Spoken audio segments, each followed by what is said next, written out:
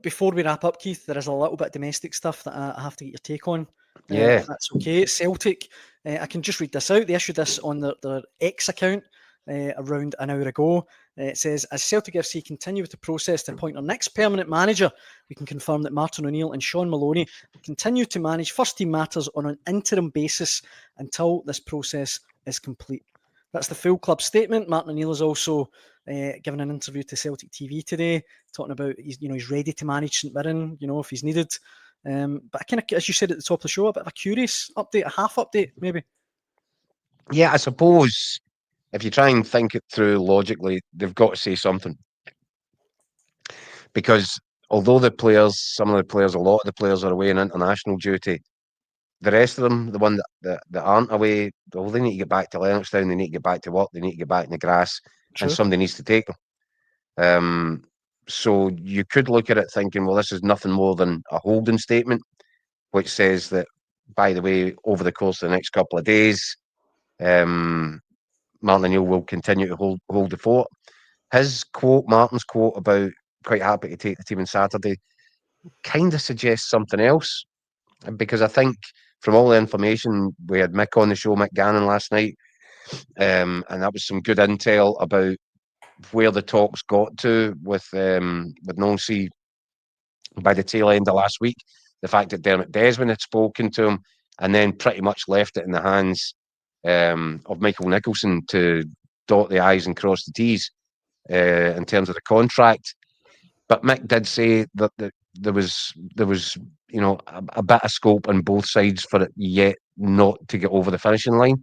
In terms of Celtic have got to meet certain financial demands.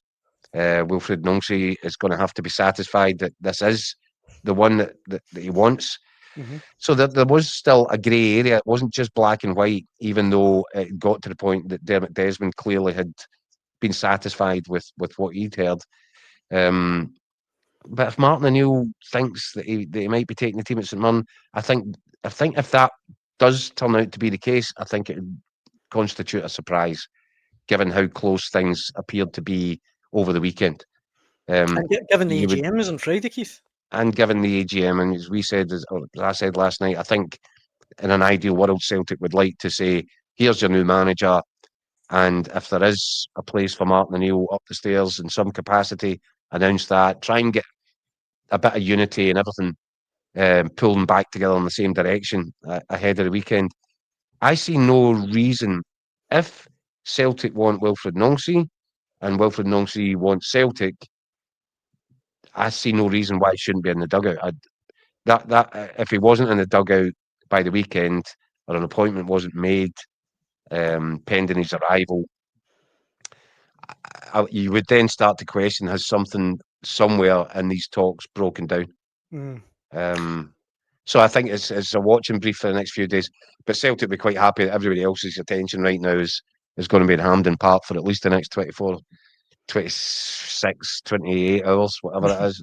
Aye, absolutely. John in the comments says, I'd like to see O'Neill Maloney in place for the important away games with St Mirren and Hibs. They're not games for a novice. And Paul Brady points out, if Nancy is appointed this week, in my opinion, Martin O'Neill takes the St Mirren game for a fond farewell. I guess anything is possible at this point, Keith. Yeah, I know, but I don't. Again, there's a bit of sentimentality with that one. With the previous comment, it was, well, let's leave O'Neill in place because he knows the domestic scene. Well, look, if you're terrified of what the consequences are of bringing the new manager and letting him take the team, that's not a good starting point.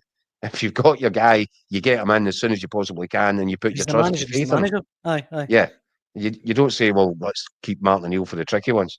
That would make no sense at all.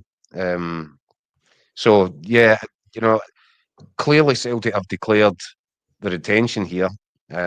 Clearly, as of late Friday night, it was a matter of both parties felt the thing was so advanced that it was time to talk Turkey in terms of contracts. I'm telling you, if for whatever reason Martin O'Neill is taking the team at the weekend, unless there's been an announcement to say, here's what the timescale looks like, it's done, I would start to smell a bit of a rat. I would start to think that something might be up. Not that I'm saying that that's the case, but just the prospect, given all the stuff that we've been hearing, what Mick said last night, you would I don't see any really credible reason for failure to get that done and dusted, unless someone somewhere along the chain on Nancy's side or on Celtic side has had second thoughts and reservations. Well, look, whatever happens, we'll be here to cover it all on the Hotline Live, as we always do, Keith.